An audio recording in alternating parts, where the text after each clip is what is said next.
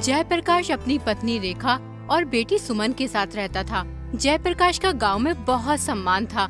सब गांव वाले उसकी बात मानते थे। उसके सामने बोलने की किसी की हिम्मत नहीं होती थी। एक दिन रेखा अपनी बेटी सुमन से कहती है, बेटी, तू शादी क्यों नहीं करना चाहती है? तेरे पिताजी तेरे लिए कितना परेशान रहते हैं और एक तू है जो शादी करने के लिए तैयार ही नहीं है। आखिर क्या वजह है इसकी? माँ, अगर तुम इतना कह रही हो तो मैं शादी कर लूंगी, लेकिन मेरी एक शर्त है। मैं शादी उसी लड़के से करूंगी जो मेरी हर बात मानेगा। अगर ऐसा कोई लड़का है तो मैं उससे खुशी खुशी शादी कर लूंगी। अब ऐसा लड़का मैं कहाँ से ढूंढ कर लाऊं तेरे लिए? मेरी बेटी, एक बात हमेशा ध्यान रखना, पत्नी को पति की हर बात माननी चाहिए। और एक तू है, उल्टा रिवाज चला रही है। कोई सुनेगा तो क्या कहेगा कि पत्नी पति पर हुक्म साधती है और पति चुपचाप उसकी बात मान लेता है। देखो माँ, अगर तुम मेरी शर्त नहीं मानोगी तो मैं कभी शादी नहीं करूँगी, चाहे कुछ भी हो जाए। किसी तरह ये बात गांव के जमींदार के आलसी बेटे के कानों तक पहुंच गई। ये बात सुनकर उसे बड़ा आश्चर्य हुआ। उसने सोचा, ये कैसी अजीब शर्त है? मैं इस लड़की का घमंड चकनाचूर कर दूंगा। मैं भी आज कसम खाता हूँ, इसी लड़की से शादी करूंगा और कभी इसकी बात नहीं मानूंगा, चाहे जो भी हो जाए। अगले ही दिन कमलेश अपनी माता के पास गया और कहने लगा, माँ, मैं जयप्रकाश की बेटी सुमन से शादी करना चाहता हूँ। क्या हो गया है बेटा तुझे? क्यों मजाक करता है? कल तक तो तू शादी के नाम से मुंह बनाता था और आज एकदम शादी का ख्याल तेरे दिमाग में कहां से आ गया? चल मान ले, अगर हम तेरी शादी कर भी दे तो तू अभी कुछ करता धरता भी तो नहीं है। बीवी बच्चों का गुजारा कैसे करेगा? हम तेरा कब तक साथ दे सकते हैं? कभी न कभी तुझे कोई काम तो करना ही होगा। माँ, मैं अभी कुछ सुनना नहीं चाहता हूँ। मुझे बस शादी करनी है, वो भी जयप्रकाश की बेटी सुमन से। तुम पिताजी से बात करके जयप्रकाश के घर जाओ, उसकी बेटी का हाथ मांगने मेरे लिए। रुक्मणी अपने पति उदय भानु से कहती है, बेटा जवान हो गया है, तुम उसका विवाह कर दो, मुझे भी थोड़ी राहत मिल जाएगी। इतना बड़ा घर है, मुझसे इतना सारा काम नहीं हो पाता है। अरे भाग्यवान, तुम ये क्या कह रही हो? कमलेश तो कुछ करता धरता भी नहीं है, सारा दिन घर में यूं ही पड़ा रहता है। मैंने उससे कितनी बार कहा है कि खेतों पर जाओ, काम करो, मजदूरों के साथ मिलकर थोड़ी मेहनत वहनत कर लिया करो, लेकिन वो है कि सुनता ही नहीं। हमारे पास इतनी सारी जमीन है, अगर वो खेती का काम नहीं सीखेगा तो फिर जमीन पर खेती कैसे करेगा? अगर वो चाहता है कि उससे मेहनत नहीं होगी तो मेहनत मत कर, लेकिन खेतों पर जाकर मजदूरों को ही देख लिया करे। मजदूर सही से काम कर रहे हैं या नहीं कर रहे हैं, या समय ही पास कर रहे हैं। अब मैं अकेला कौन कौन सा काम देखूं? तुम सही कहते हो, लेकिन अभी वो नासमझ है। अगर हम इसका विवाह करा देंगे तो ये खुद ही काम करने की सोचेगा और इसका ये आलसीपन दूर हो जाएगा। कहे तो तुम बिल्कुल वैसे सही रही हो। तुम्हारी नजर में कोई लड़की है कमलेश के विवाह के लिए? हमारे गांव में जयप्रकाश जी रहते हैं, वो एक सम्मानित और अच्छे इंसान हैं। उनकी बेटी सुमन बहुत ही खूबसूरत और सुशील है। अच्छा, तुम जयप्रकाश की बेटी सुमन की बात कर रही हो? अरे जयप्रकाश तो बहुत ही अच्छा इंसान है, गांव के सभी लोग उसकी बहुत इज्जत करते हैं। हम कल ही जयप्रकाश के घर चलेंगे कमलेश के रिश्ते के लिए। तुम तैयारी शुरू कर दो। अगले दिन उदय भानु और उसकी पत्नी जयप्रकाश के घर पहुंच जाते हैं। अरे जमींदार साहब, कैसे आना हुआ? सब खैरियत तो है ना? हाँ जयप्रकाश जी, सब ठीक है। दरअसल हम यहाँ पर तुम्हारी बेटी सुमन का हाथ मांगने आए हैं, अपने बेटे कमलेश के लिए। हमें पता चला है कि सुमन बहुत ही शिक्षित और समझदार है। ये तो बहुत अच्छी बात है, आपने बिल्कुल सही किया जमींदार साहब। इससे हमारी दोस्ती रिश्तेदारी में बदल जाएगी। कुछ ही दिनों में सुमन और कमलेश का विवाह हो जाता है। शादी के 2-4 दिन के बाद कमलेश सुमन से कहता है, तूने अपनी माँ से कहा था ना कि तू उस लड़के से शादी करेगी जो तेरी हर बात मानेगा, लेकिन मैं कभी भी तेरी कोई बात नहीं मानूंगा। अब देखता हूँ तू कैसे मुझसे अपनी बात मनवाती है। कमलेश सुमन को बुरा भला कहने लगा, यहाँ तक कि मारपीट पर भी उतर आया। मैं आपकी पत्नी हूँ और आपसे ये आशा करती हूँ कि आप मुझे पूरा सम्मान दे। हमारे रिश्ते की मजबूती और खुशहाली के लिए बहुत जरूरी है कि आप मेरे प्रति आदर और समझदारी का रवैया अपनाएं।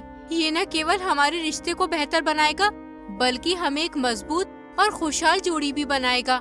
फिर भी अगर आप मेरे साथ मारपीट करना ही चाहते हैं तो मैं आपको ये अधिकार तब दूंगी जब आप खुद मेहनत करके पैसे कमा कर लाओगे अभी तो आप अपने पिता के धन पर ऐश कर रहे हो।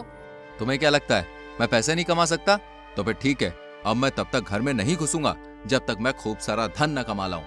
कमलेश अपनी पत्नी से ये बात गुस्से में कह तो देता है, लेकिन बाद में वो सोचने लगता है, अरे मैंने तो अपनी जिंदगी में कोई काम ही नहीं किया, ऐसे में मुझे क्या काम मिल सकता है जिसे मैं कर सकता हूँ? एक काम करता हूँ, सुरेश से मालूम करता हूँ, उसने बहुत सी जगह पे काम किया है, वो मुझे कोई ना कोई काम के बारे में जरूर बता देगा।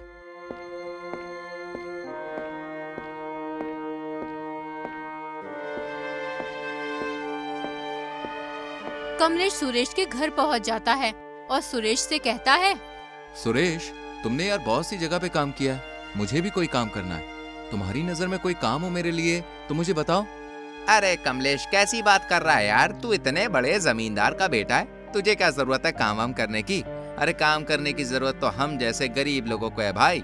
दरअसल सुरेश, मैंने किसी से शर्त लगाई है, उसका मानना है कि मैं खुद मेहनत से पैसे नहीं कमा सकता हूँ, इसलिए मैंने भी उससे कह दिया कि मैं तुझे पैसे कमा के दिखाऊंगा। देखो भाई, हम तो मेहनत मजदूरी का काम करते हैं और मेहनत मजदूरी तुमने कभी की नहीं है, इसलिए तुमसे हो नहीं पाएगा। तुम कोई और काम देख लो जिसमें मेहनत कम हो और पैसे ज्यादा मिल जाए। इतना कहकर रमेश चला जाता है। कमलेश को रमेश की बात पर बहुत गुस्सा आता है, लेकिन वो कर भी क्या सकता था, इसलिए चुप रहता है।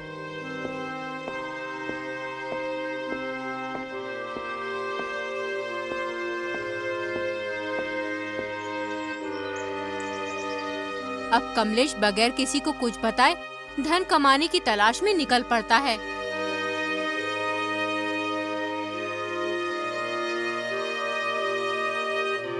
वो अपने गांव से करीब 20 किलोमीटर दूर एक अमीर सेठ के पास जाता है। उस सेठ का बहुत बड़ा चावलों का गोदाम होता है। सेठ जी, मैं पास वाले गांव नंदपुर से आया हूँ, आपके पास काम की तलाश में। अगर आप मुझे कोई काम दे देंगे तो आपकी बड़ी कृपा होगी।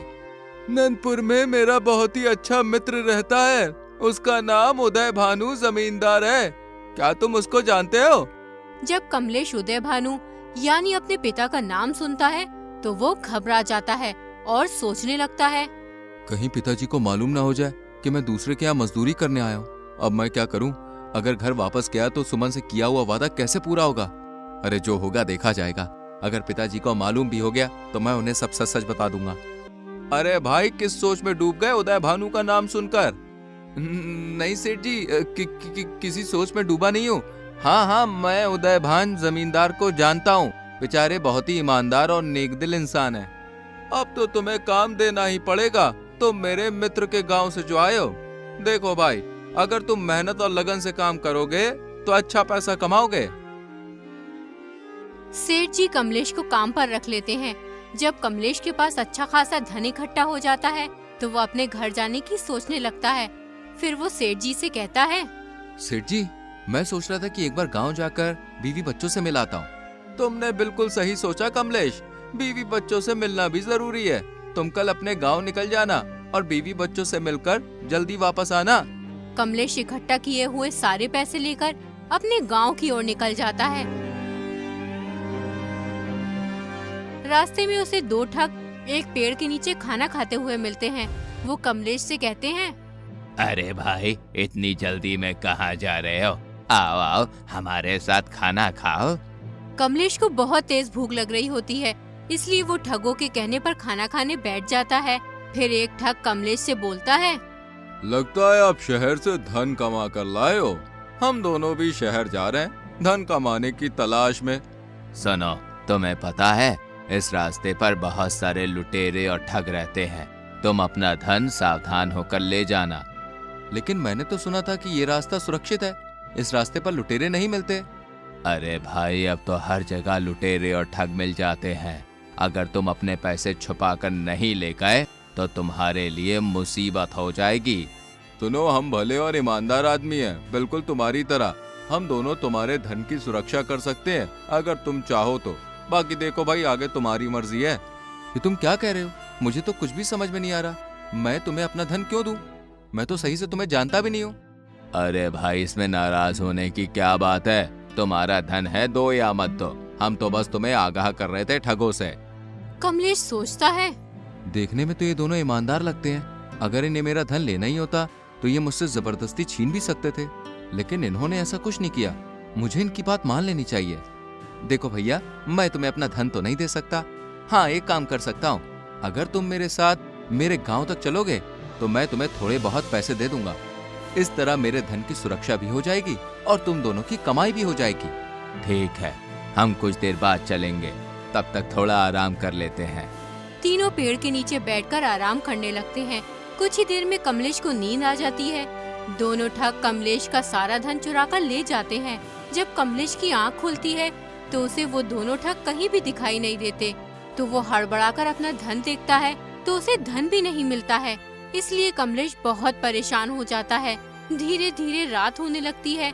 कमलेश को दूर उजाला दिखाई देता है। वहाँ एक बुढ़िया का घर था।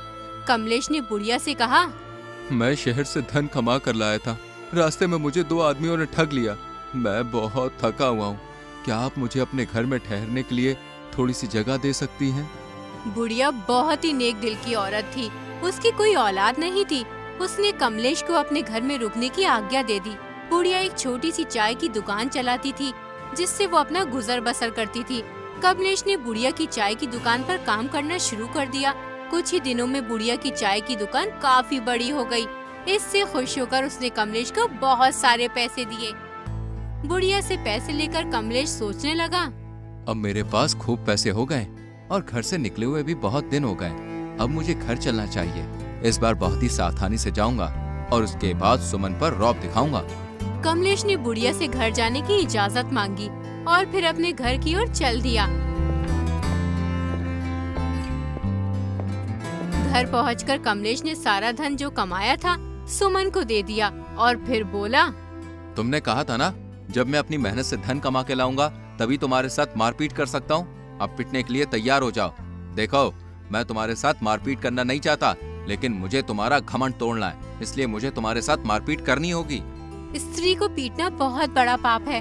मैं तुम्हारी जीवन साथी हूँ। हम दोनों ने एक दूसरे के साथ जीवन बिताने की कसम खाई है। मैं तुम्हारा हर मुश्किल समय में साथ दूंगी।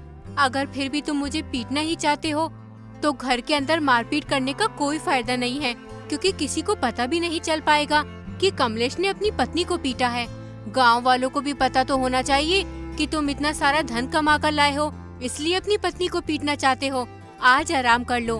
तुम बहुत दूर से चलकर आए हो ना, कल सुबह सारे गांव वालों को बुलाकर मुझे उनके सामने पीटना। कमलेश अपनी पत्नी सुमन की बात मान लेता है। अगली सुबह वो सभी गांव वालों को इकट्ठा करता है। जैसे ही कमलेश अपनी पत्नी को पीटने के लिए आगे बढ़ता है, उतने में ही कमलेश के पिता उदय भानु जमींदार वहाँ आ जाते हैं। बदतमीज नालायक, ये क्या कर रहा है? एक स्त्री पर हाथ उठा रहा है। क्या तूने इससे शादी से पीटने के लिए की? जानता भी है, जिस दिन से तू गया है उस दिन से एक दिन भी ये चैन से नहीं सोई है।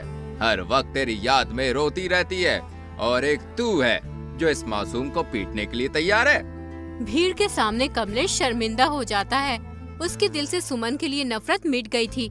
उसे अपनी गलती का एहसास हो गया था। वो सुमन से माफी मांगने लगता है, यहाँ तक कि उसके पैरों में गिर जाता है। उसके बाद सुमन उसे उठाती है और बोलती है, तुम्हारी जगह मेरे पैरों में नहीं बल्कि मेरे दिल में है। उसके बाद कमलेश ने कभी सुमन से कुछ नहीं कहा और उसकी हर बात मानने लगा।